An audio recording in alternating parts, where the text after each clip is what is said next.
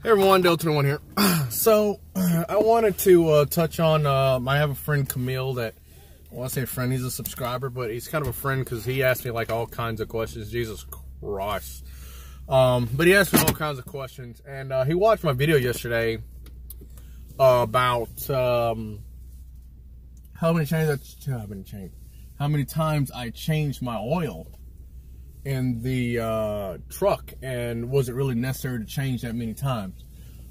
I would say maybe the fourth time was a little excessive, but in my situation, 3 times is bare minimum. He recently did a job on the same vehicle that I actually have to work on as well, a Chrysler 200 that overheated, and he was doing a head job on it, and he asked me a question that I figured I'd make a video about.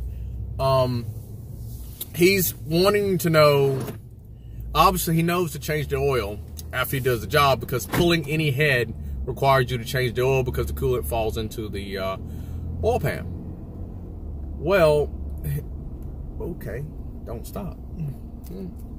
But he was wondering was it really necessary to change the oil only one time? You know, was it necessary to continue to change it? Here's the thing, what I say about that. If you're doing the job the first time, immediately, I'd say within a couple days or so, if you're pulling the head a couple days before, or if you know, less than a week, I would say, of having the head issue, I would say no. I would say no, but I would feel like, yes, you should do it at least 3 times. But the reason I say this is because every head gasket blows differently. They'll blow in the same way, but they'll actually do it differently. Not everyone will have a head gasket blown to the certain degree. Some people will have it in a worse degree. Some will have it in a minor degree. And the reason I say this is because it's the same reason that I did it so many times in my Ram. Coolant is a liquid, just like your oil. Your coolant can get everywhere that your oil gets. Now, if you drain your oil after you do all this, keep in mind that your oil that you just drained out and had the coolant in it, and you put new oil back into it, remember, that oil is about to touch places that coolant just ran through. So your first time doing this, the first time you do this oil change, you're now getting places that the oil, that the coolant didn't come out of the engine, that now your oil is now running through, your oil's running through the engine where the coolant had, came through, like on your cylinder walls and such. That's now getting into the actual transmission of, not transmission, that's actually getting it, no, I said transmission, I'm sorry, I was looking at that unmarked charger, trying to figure out what he was doing, because he was slowing down for me to pass by, but I couldn't figure out what he was doing. Apparently he was trying to turn around and get the other car. I think he was actually slowing down to get behind me. I've been told by officers that my truck is set up to not get pulled over, and he has laughed, and every officer that I've run into laughs when they see my truck, because they all say my truck is set up to not get pulled over.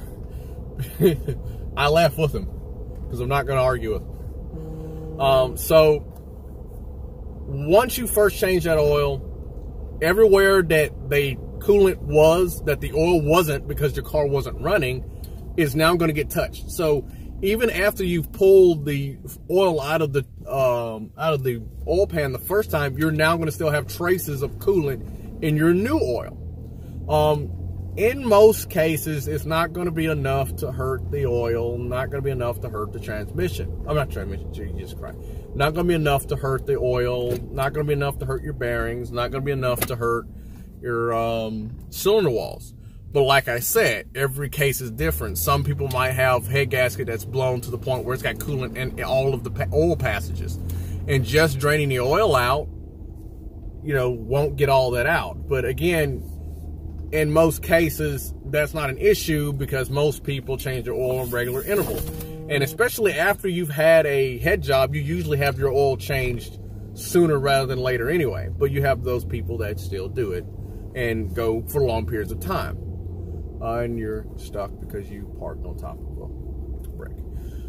But if you're going to store your car for more than a week, I would say change your oil.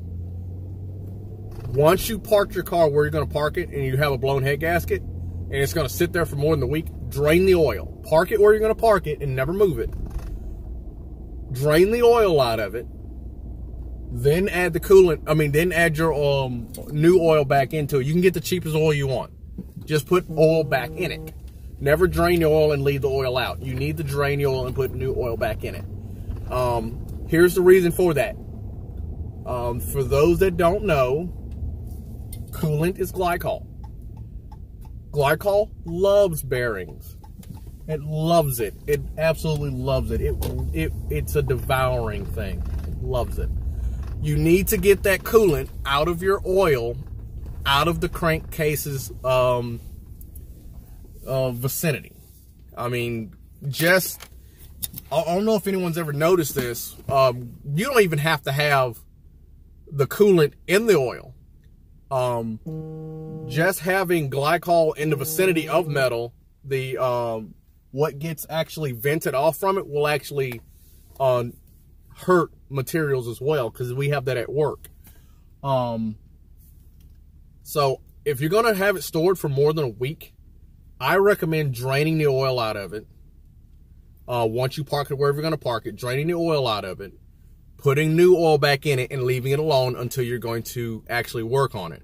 Now, if, like I said, you don't have a big leak and you're just going to move the car. But don't drive it. Just move the car. And once you do your head gasket, once you drain that first oil, I'd put not good oil in it. I'd put like what we call break-in oil, which would be a cheap oil that you're going to run that you're fine with just doing a spill and fill with for after like 50 or 100 miles. Because if you put a new head gasket in, new head is on, you're probably going to get metal material in it anyway. Not a lot, just very minute. And go ahead and get that oil drained after 50 miles, then put the oil you want in it. To give the old oil a chance to, get the cheap oil a chance to get in the crevices that the antifreeze got into that your old oil didn't get, because all it was doing was sitting in the bottom of your oil pan. And if you're asking, well, if I started to move the car to where I'm going to work on it, wouldn't that do it? No, because once you pull the head off, that coolant's going to fall back into that oil pan. So you're going to have to change the oil again anyway, even if you've already changed it once. I know it's excessive, but if you've got a car that's, especially one with more miles on it, doing that and leaving the that antifreeze in there will definitely hurt those bearings. I've seen cars that do that, and particularly mostly they're Chevys. Rarely do I see them in Fords. I've never seen one do it in a Dodge. I'm not saying that it can't. I'm just saying that I've never seen it happen in a Dodge. I've seen it rarely happening in a Ford, but I typically mostly see them happen in Chevys, where they will throw a rod, spin a bearing, all because the coolant was left in the oil for too long. In my case, the reason I did it that many times for my Ram is because the first oil change, after I replaced the heads and cleaned out the head, the first oil change was to get all of the sticks and everything out of the head.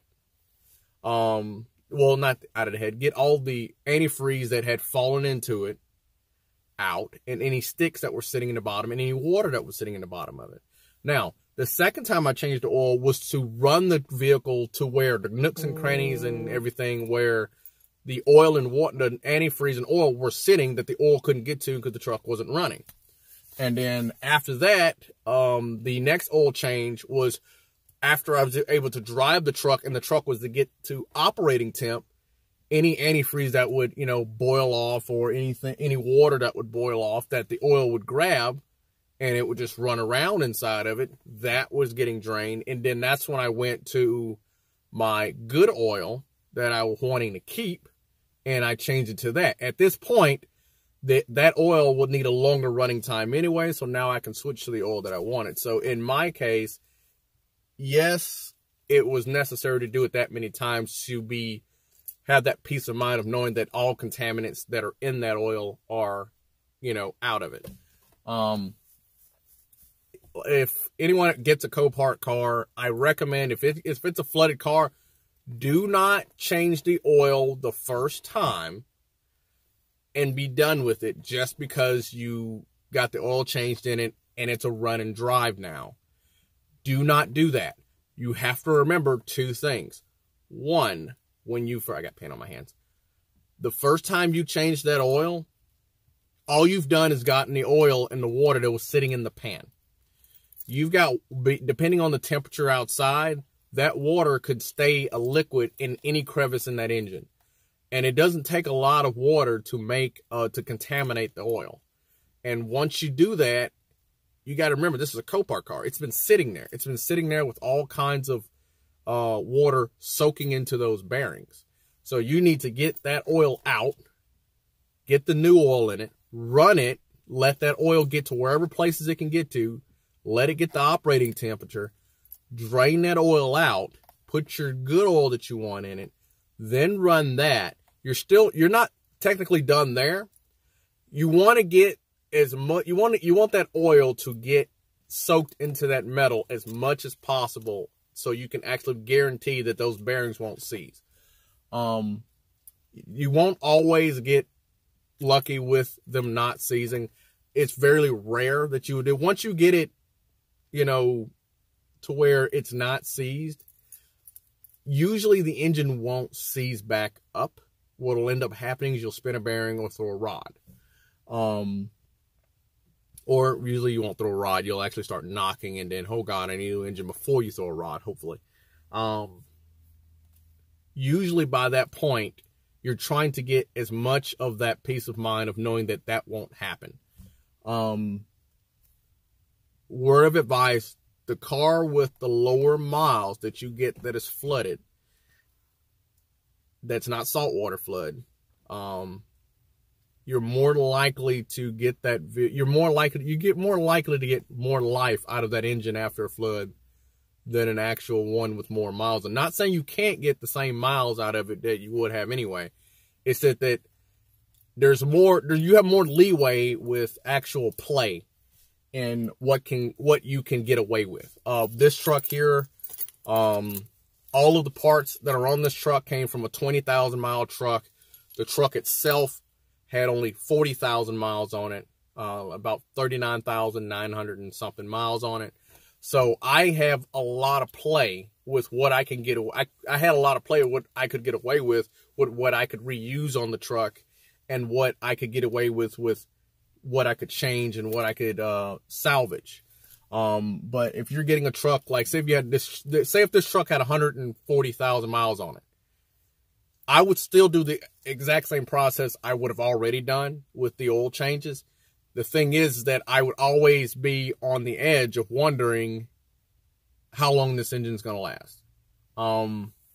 Because I don't know if it was a freshwater flood or if it was a saltwater flood. I don't know. The only thing I could have the peace of mind of knowing is this will always blur, and that I'll always have the peace of mind in knowing that the engine is not going to seize. Because I know I did the best that I can to the best of my knowledge to get it to where I won't have to worry about that. And that's really what mechanical work's all about. It's just preventing it to the best of your abilities and the best that you can. There's no surefire fix of anything. Everything is designed to fail. Anything man-made is designed to fail. Every engine is designed to fail. Every transmission, especially an automatic transmission. Now, manual transmissions are designed to try to last. They are trying to last.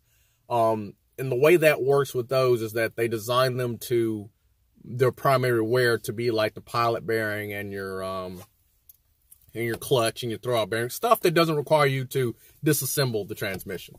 Automatic transmissions are designed to fail. They are designed to fail. Don't let anyone tell you otherwise. Automatic transmissions are designed to fail. They're designed to do that. Engines, gasoline engines, diesel engines, no matter what it is designed to fail. That's why the bearings can be replaced easily, is because they're designed to fail. Not intentionally, just by design. Transmissions, on the other hand, are designed to fail. They're intentionally designed to fail. Not because, okay, I don't want to cut myself and say they're not intentionally by the dealership or the manufacturer, but it's by design for comfortability. In order for you to have a smooth shift, your transmission has to slip to gradually go into that gear to feel smooth. And for this to happen, that tumbler or that drum has to slip in order to do that. That slipping is eating away material. Not quickly, but it does eat away at material. So over time, eventually that transmission will fail from natural use, which is, like I said, transmissions are designed to fail. Mostly automatic transmissions are designed to fail. Manual transmissions, because it's you select the gear, those usually don't fail anywhere near as often. And those are, manual transmissions are generally designed to actually last. They are, which is why I so wish I've had me a manual car. I want to go back to having a manual vehicle, but I can't seem to find anything at Copart when I'm looking at Copart. Like, literally, I'm sitting here next to this, which I have to call Copart one more time. Well, again, to get the, see what's the update on the title, which is sitting next to my Pathfinder and that. I found out that the reason the water keeps getting in this damn car, pardon my language, is the windshield. It is suspected that the windshield the front windshield is letting water into the car. And it's going down the firewall. I'm thinking it's this front cowl. I think it's that. I'll have to pull it apart and see. Literally, the car is ready to rock and roll other than that. And I've been driving it, like, to my aunt's or whatever. But I'm probably going to start using it whenever I get the title and cut back on the driving for the Ram. As much as I love driving my Ram, I kind of don't like... Well, actually, I'm getting less fuel mileage than I thought I'd get in the car. The Ram gets excellent fuel mileage. I get about 20-25 miles to the gallon on the highway if I use the appropriate gas and I drive. I could get about 28 to 30 miles to the gallon in this truck if I let the cruise control do the driving and I don't get on heels. Pulling a trailer, this thing gets about 13 to 15 miles to the gallon. And on heels, I'll get down to like 9 on a steep hill. But I kind of would like to cut down on the miles that I'm putting on the Ram. And I really don't like cars. But we'll see when we get there. We'll see Monday if the title's even still pending. The title's probably still pending. But